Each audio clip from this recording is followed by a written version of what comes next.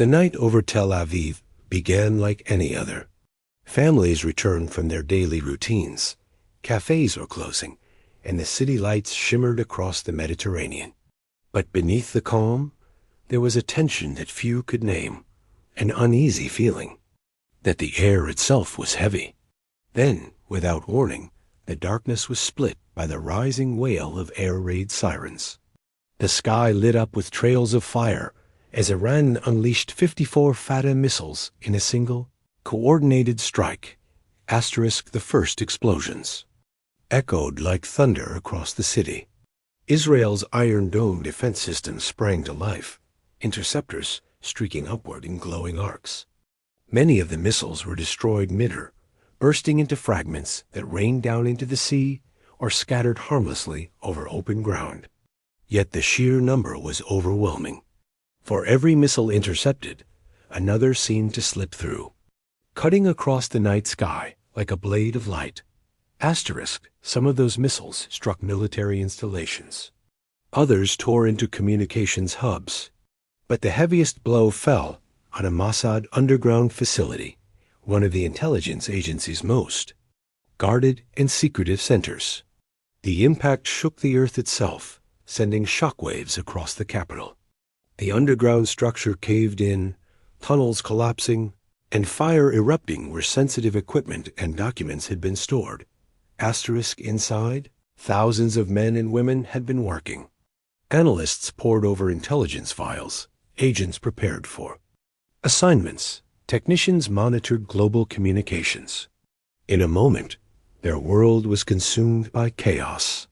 Flames spread through corridors, debris buried entire sections, and alarms rang until the walls themselves seemed to tremble.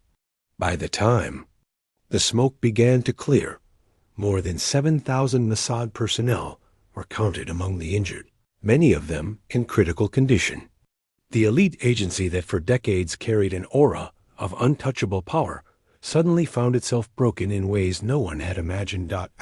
News of the strike spread quickly. Across Israel, people watched in disbelief as television screens showed footage of burning buildings, rescue workers digging through rubble, and survivors being carried out, covered in dust and blood. Families rushed to hospitals, desperate for word of their loved ones. Entire waiting rooms filled with cries, whispered prayers, and faces drawn with fear. The government moved swiftly into crisis mode. Emergency meetings filled the night. Generals and ministers gathered around long tables, weighing their next move. The Prime Minister's voice trembled with both anger and resolve as he declared the attack a direct assault on the heart of Israel. Outside, soldiers were mobilizing. Fighter jets screamed overhead, armored convoys rolled through city streets, and checkpoints sprang up across highways. In Iran, the announcement came with pride.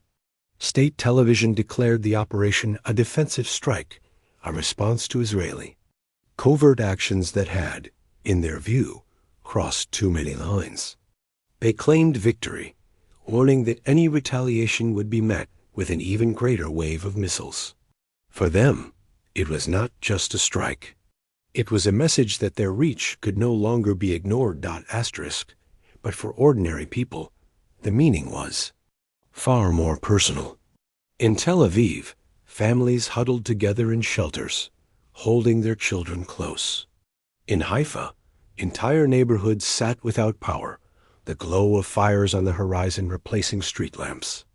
In Jerusalem, the old city stood in uneasy silence, its ancient stones carrying yet another chapter of conflict carved into them. The sound of distant explosions carried on the wind, mingling with the voices of those who wondered what tomorrow might bring. The loss to Mossad was more than just numbers. This was an agency woven into the very identity of the nation, its reputation built on decades of secret missions, daring operations, and an almost mythic presence in global intelligence. To see it so suddenly and brutally wounded struck at the confidence of the entire country. People who once believed Mossad untouchable now whispered questions about how such a secure facility could fall so easily. Trust began to crack, and with it came a fear that the foundations of their security were not as strong as they had always believed. Asterisk internationally, the world reeled. In Washington, the Pentagon raised its alert level, while leaders in Europe pleaded for calm. The United Nations called for restraint, summoning ambassadors to an emergency council. But behind the diplomatic words was a sense of dread. Everyone knew that Israel could not leave such a strike unanswered. And yet, retaliation could open the gates to something far larger, something no one could contain. Asterisk, as dawn approached, the smoke still lingered over Tel Aviv. The sun's first light revealed a city scarred and shaken, yet unbroken.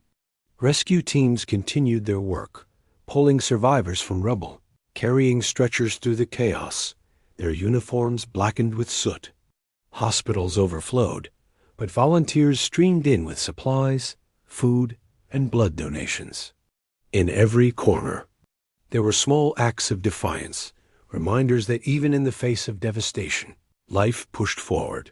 Asterisk still, the weight of the night pressed heavily on everyone. Parents tried to explain to their children why the sirens had sounded, why they had hidden in basements for hours, why the sky had exploded in fire. Soldiers kissed their families goodbye, uncertain when or if they would return.